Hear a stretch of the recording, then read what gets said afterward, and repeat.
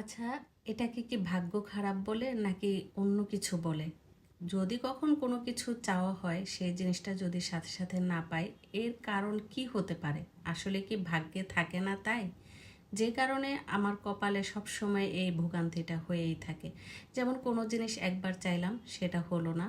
পরবর্তীতে আবার সেটা যখন চাইবো তখনও কিন্তু অনেক রকমের ঘুরপাক খেয়ে তারপর সেই জিনিসটা পূরণ হয়। আসসালামু আলাইকুম, আশা করি সবাই ভালো আছেন। আলহামদুলিল্লাহ, আমিও আপনাদের দোয়ায় ভালো আছি।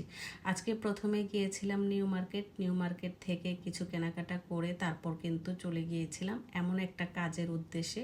কাজ বলা যায় না, এটা একটা সামান্য বিনোদন বলা যায়। বিনোদনের জন্যই গিয়েছিলাম। এই বিনোদনের জন্য আমি গত রোজার ঈদ থেকে অপেক্ষা করছিলাম, কিন্তু কোনো মতেই আমার সেই বিনোদনটা আমি নিতে পারছিলাম না। যাই হোক, অবশেষে কিন্তু ঝিরিঝিরি বৃষ্টি শুরু হলো। সেই বৃষ্টির মধ্যেই কিন্তু আমরা এখন রওনা দিয়েছি মিরপুর 1 নম্বর সনি সিনেপ্লেক্সে। আর সেটার কারণ কি জানেন?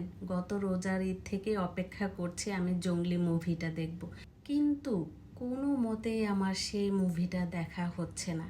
তার কারণ কি আমি জানি না। প্রতিবার যখন ইচ্ছে করি যে যাব, তখনই একটা না একটা বাধা এসে দাঁড়ায়। আর এখন যেহেতু কুরবানি ঈদ চলে আসছে, আমরাও কিন্তু গাজীপুর চলে যাব। গাজীপুর যাওয়ার আগে আমি ভাবলাম জঙ্গলি মুভিটা একটু দেখে যাই। সে কারণে কিন্তু আমাদের এই সিনেপ্লেক্সে আসা। তো এখানে এসে তো আমি পুরাই হতাশ হয়ে গেলাম।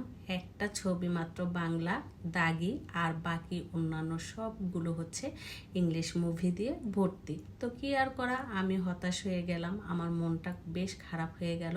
তারপরে খারাপ মুড নিয়ে কিন্তু আমি ফিরে যাচ্ছিলাম। তো ফিরতে পথে স্বামীকে বললাম যে তুমি তো এর আগে আমাকে দেখাতে পারলা না, এখন আমাকে কিভাবে মুভিটা দেখাবা? এখন শুধু নাকি ধানমন্ডিতে এই মুভিটা চলে। এই জঙ্গলি মুভি দেখতে হলে আমাকে আবার সেই ধানমন্ডি যেতে হবে।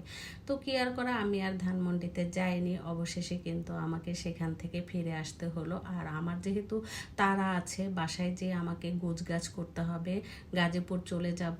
কি আর করা, জঙ্গলি মুভি তো দেখতেই পারলাম না। আমার খুব ইচ্ছে ছিল পারিবারিক, সামাজিক এবং বাবা মেয়ের একটা সম্পর্ক, সেই মধুর সম্পর্কটা দেখার জন্য কিন্তু আমার খুব ইচ্ছে ছিল জঙ্গলি মুভিটা দেখা। যাই হোক, কপালে না থাকলে আর কি করা, বাধ্য হয়ে এখন আমি ফিরে যাচ্ছি বাসার দিকে। আর বাসায় যেতে যেতে যা চোখে পড়ছে সব কিছুই আপনাদের সাথে শেয়ার করছি।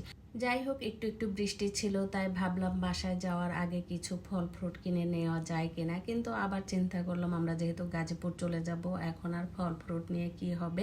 তাই ভাবলাম যে রাস্তায় যেতে যেতে একটা কাঁঠাল কিনে নিয়ে যাওয়া যায় কিনা, কারণ বৃষ্টি হচ্ছে, এই বৃষ্টির মধ্যে কাঁঠাল খেতে কিন্তু খুবই ভালো লাগে। তো ছোট্ট একটা কাঁঠাল নিয়ে নিলাম, আর এই কাঁঠালটা বাসায় যেয়ে ভেঙে তারপর খেয়েও দেখলাম, বেশ মজা ছিল। যাই হোক, ভিডিওটি যদি ভালো লেগে থাকে তাহলে লাইক কমেন্ট শেয়ার করে পাশে থাকবেন। আবারও সবাইকে অসংখ্য ধন্যবাদ জানিয়ে